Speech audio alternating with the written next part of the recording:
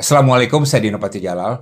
Pada tanggal 20 Oktober 2014, saya persis berada di samping SBY ketika beliau meninggalkan istana. Momen yang sama ketika Presiden Jokowi masuk ke istana untuk memulai jabatan beliau. Sejarah kembali berulang. Tanggal 20 Oktober nanti, Presiden Jokowi akan meninggalkan istana dan Presiden baru, Presiden terpilih Prabowo, akan masuk ke istana. Seandainya Presiden Jokowi menanyakan Presiden SBY apa tips untuk mengakhiri masa jabatan, apa kira-kira jawaban Pak SBY? Menurut imajinasi saya, mungkin kira-kira jawabannya seperti ini. Ada 5 hal.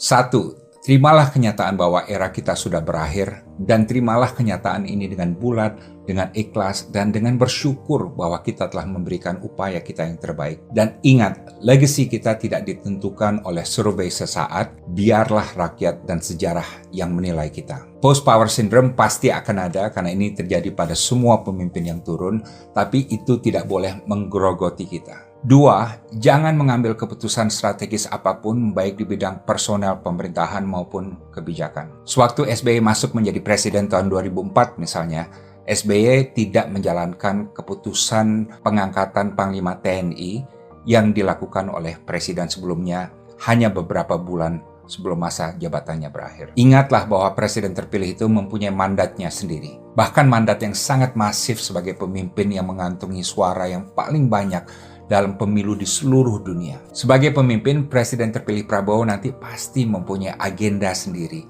preferensi sendiri, pilihan sendiri. Kita tidak boleh mengatur-ngatur atau mengutak-atik atau mempengaruhi opsi-opsi kebijakannya. Let him decide. Is President Prabowo's time now. 3. Kita tidak boleh memposisikan diri sebagai patron terhadap presiden pengganti kita. Sepanjang sejarah Republik Indonesia, dari 7 presiden yang ada, tidak pernah ada satupun presiden yang dipatroni oleh presiden sebelumnya. Presiden Soeharto tidak pernah dipatroni oleh Presiden Soekarno. Presiden Habibie, yang notabene merupakan anak emas dari Presiden Soeharto dulu, tidak pernah menempatkan posisinya untuk dipatroni oleh Presiden Soeharto. Begitu juga Presiden Abdurrahman Wahid, Presiden Megawati Soekarno Putri, Presiden Susilo Bambang Yudhoyono, mereka tidak ada yang menempatkan diri untuk dipatroni presiden-presiden sebelumnya. Dan saya yakin juga Presiden Jokowi tentu tidak mau dipatroni oleh presiden sebelumnya atau presiden sebelum-sebelumnya. 4. Sebagai pemimpin tertinggi, idealnya kita masuk dengan baik, keluar dengan baik. Kita masuk dengan cemerlang, keluar dengan cemerlang. Kita masuk dengan terhormat, keluar dengan terhormat. Ukuran sukses kita adalah ini. Kita harus bisa mewariskan Indonesia dalam kondisi yang lebih baik kepada presiden pengganti kita. Dan jujurnya tidak semua presiden dalam sejarah Indonesia berhasil melakukan hal ini. 5, sehebat apapun kita, sebesar apapun kekuasaan kita, kita tidak lebih besar dari Indonesia. Indonesia itu jauh lebih besar dari kita. Siapapun yang melupakan ini akan diperingatkan oleh sejarah. Presiden Soekarno yang pernah menjadi presiden seumur hidup dijegal oleh sejarah.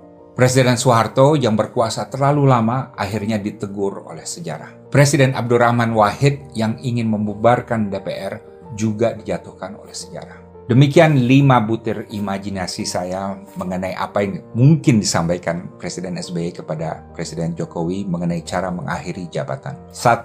Ikhlas menerima kenyataan bahwa era kita sudah berakhir.